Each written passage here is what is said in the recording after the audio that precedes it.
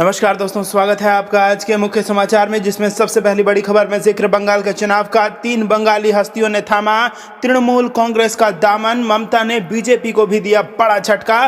दूसरी बड़ी खबर में जिक्र होगा दीदी वर्सेस ऑल, पश्चिम बंगाल चुनाव में प्रत्याशी नहीं उतारेगी शिवसेना, ममता बनर्जी को देगी समर्थन। और तीसरी बड़ी खबर में जिक्र होगा कि योगी सरकार पर बरसे अखिलेश यादव, बोले यूपी में कानून नहीं, खुद को असुरक्षित महसूस कर रही हैं बेटियां। दोस्तों, हर एक खबर की गहराई में आपको ले जाएंगे, लेकिन उससे पहले अगर आपको भी ऐसा लगता है कि पश्चिम बंगाल में भाजपा की मुश्किलें बढ़ सकती हैं, तो आप अभी इस वीडियो को लाइक कीजिए और इस लाल बटन को दबा के चैनल को फ्री में सब्सक्राइब करके घंटी बजाकर कमेंट में लिखिए जय हिंद। दोस्तों, रुक करते हैं तमाम बड़ी खबरों की तरफ।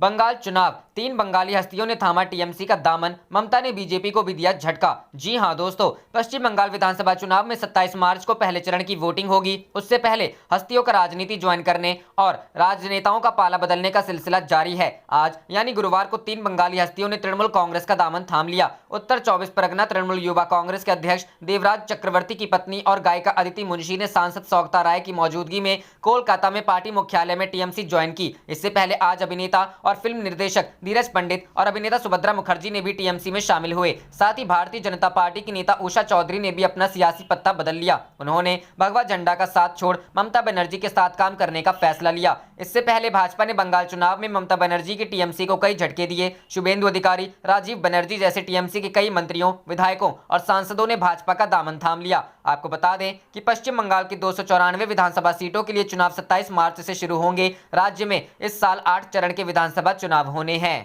रुक करते हैं अगली खबर की तरफ। दीदी वर्सेस ऑल, पश्चिम बंगाल चुनाव में प्रत्याशी नहीं उतारेगी शिवसेना, ममता बनर्जी को देगी समर्थन। जी हां दोस्तों, वेस्ट बंगाल असेंबली इलेक्शन, 5 राज्यों में विधानसभा चुनाव की तारीख की घोषणा होने के साथ ही सियासी रणनीति तैयार होने लगी है। इन 5 राज्यों में सबसे नजदीकी मुकाबला पश्चिम बंगाल में माना जा रहा है, जहां ममता बनर्जी की तृणमूल कांग्रेस को भारतीय जनता पार्टी की कड़ी चुनौती का सामना करना पड़ रहा है। तृणमूल कांग्रेस के लिए यह चुनौती निश्चित रूप से कड़ी मानी जा रही है। ऐसे में राष्ट्रीय जनता दल और समाजवादी पार्टी ने बीजेपी के खिलाफ जंग में उन्हें अपने पूरे समर्थन की अपील की है। एक समय नेशनल डेमोक्रेटिक अलायंस की अहम सदस्य रही शिवसेना का भी इसी मामले में बयान सामने आया है। शिवसेना नेता संजय राउत ने पश्चिम बंगाल के विधानसभा चुनाव में अपनी पार्टी के उम्मीदवार नहीं उतारने और ममता दीदी की तृणमूल कांग्रेस का समर्थन करने का ऐलान किया है। एक समय शिवसेना और बीजेपी महाराष्ट्र में गठबंधन बनाकर चुनाव लड़ा करते थे, लेकिन अब स्थिति बदल गई है और शिवसेना ने एनडीए से नाता तोड़ लिया है। महाराष्ट्र में शिवसेना ने कांग्रेस और राष्ट्रवादी कांग्रेस पार्टी के साथ मिलकर सरकार बनाई है।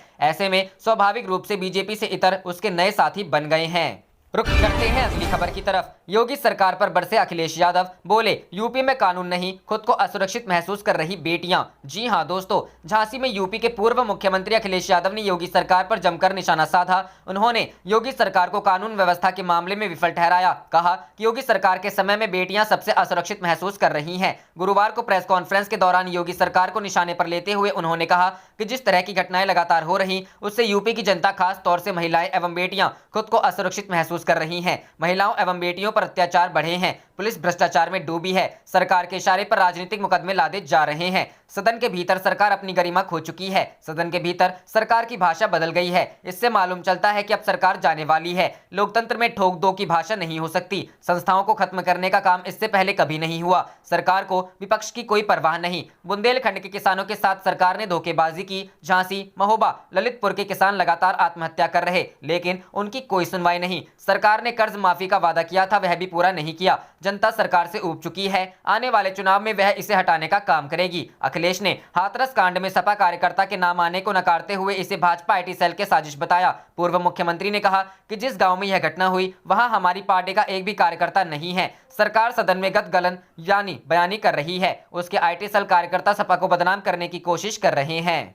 रुख करते हैं अगली खबर की तरफ। उत्तर प्रदेश में इस तरह से जमीन पर मजबूत होगी कांग्रेस, प्रियंका गांधी इस रणनीति पर कर रही हैं काम। जी हां दोस्तों, राजीव गांधी ने ग्राम कांग्रेस का सपना देखा था। इसके जरिए वे ग्रामीण भारत को आर्थिक, सामाजिक और राजनीतिक तौर पर मजबूत करना चाहते थे। अपने पिता के इसी सपने को पूरा करते हुए प्रियंका गांधी अब उत्तर प्रदेश में कांग्रेस को दोबारा खड़ा करना चाहती हैं। उनके नेतृत्व में उत्तर प्रदेश में संगठन को गाँव, न्याय पंचायत, ब्लॉक और जिला स्तर पर मजबूत करने की गंभीर कोशिशें हो रही हैं। कांग्रेस की कोशिश है कि वह मतदाताओं चुनावों में गैर भाजपाई विचारधारा के लोगों को अपने साथ जोड़े और एक मजबूत विपक्ष बनकर खड़ी हो। कांग्रेस के सर्वोच्च नेताओं से पार्टी के निचले स्तर तक के कार्यकर्ताओं के बीच की दूरी कांग्रेस की बड़ी समस्या थी। इसका नतीजा होता था कि ऊपर लिए गए फैसले और नीतियां निचले स्तर तक नहीं पहुंचती थी। मनमोहन सिंह सरकार ने अपने 10 साल के शासनकाल में जनता के लिए काफी अच्छे काम किए, लेकिन इन योजनाओं को भाजपा की तरह निचले स्तर तक पहुंचाने का तंत्र गायब था। इसका परिणाम हुआ कि मनमोहन सरकार के अच्छे काम निचले स्तर तक नहीं पहुंचे, जबकि भाजपा और अन्य दलों का विरोध ज्यादा जोर शोर से सुनाई पड़ा। इससे जनता में कांग्रेस के प्रति मोह भंग हुआ और जो यूपीए के 5 साल पहले 2009 में बहुमत पाकर सत्ता में आई थी, लेकिन अगले ही चुनाव में बुरी तरह पिछड़ गई, खुद कांग्रेस 44 पर सिमट कर रह गई। लेकिन कांग्रेस ने अब अपनी इसी कमी को महसूस किया है और पार्टी को निचले स्तर पर मजबूत करने का काम शुरू किया है। प्रियंका ने किया ये बदलाव। प्रियंका गांधी के विशेष सलाहकार आचार्य प्रमोद कृष्णम ने अमर उजाला से कहा कि कांग्रेस इस बात को बखूबी समझ रही है कि गांव, पंचायत और ब्लॉक जैसे सबसे निचले स्तर पर मजबूत हुए बिना पार्टी मजबूत नहीं हो सकती। प्रियंका ने जब उत्तर प्रदेश संगठन का काम संभाला तो उन्होंने सबसे पहले प्रदेश के हर जिले के वरिष्ठ कांग्रेसी नेताओं, कार्यकर्ताओं से मुलाकात की, यह समझने की कोशिश की कि पार्टी से किस स्तर पर चूक हो रही है और पार्टी किस तरह दोबारा अपनी जमीन वापस पा सकती है। सबसे राय लेने के बाद ग्राम स्तर पर पार्टी को मजबूत करने की रणनीति पर काम किया गया। पश्चिमी उत्तर प्रदेश में प्रियंका गांधी ने लगातार दौरा किया, निचले स्तर पर बैठकें की और किसान महापंचायतों के जरिए लोगों को साधने की कोशिश की। मार्च महीने में अब यही कोशिशें पूर्वी उत्तर प्रदेश में की जाएंगी। इसका पंचायत चुनावों के साथ साथ 2022 के विधानसभा चुनाव और 2024 के लोकसभा चुनाव में भी लाभ मिलेगा। रुख करते हैं अगली खबर की तरफ। किसान एक नजर खेत पर व दूसरी नजर बॉर्डर पर रखें। टिकैत। जी हां दोस्तों, मंगलवार दोपहर को भाजपा नेता राकेश टिकैत झज्जर पहुंचे। ग्वालिशन रोड पर पत्रकारों से बातचीत करते हुए उन्होंने कहा कि सरकार बात करने को तैयार नहीं है। सरकार एमएसपी निर्धारित नहीं कर रही है, कृषि कानूनों को रद्द नहीं किया जा रहा है, किसानों की बात सुनने के लिए सरकार तैयार नहीं है। इससे लगता है कि यह आंदोलन लंबा चलेगा। टिकैत ने कहा कि इस साल के अंत तक मामला सुलझने के आसार हैं। किसानों को सलाह दी गई कि किसान एक नजर खेत पर व दूसरी नजर बॉर्डर पर रखें। किसानों का आंदोलन पूरी तरह मजबूत है। एमएसपी नहीं मिलने से पूरे देश के किसान को नुकसान है। किसान अपना नुकसान व फायदा पूरी तरह से जानता है। आज किसान जागरूक हो चुका है, अपने हकों की लड़ाई मजबूती के साथ लड़ रहा है। उनके साथ यूनियन के महासचिव डिम्पी अहलावत मौजूद थे। वे राजस्थान के झुंझुनू जाते समय कुछ देर के झज्जर बाईपास पर रुके थे।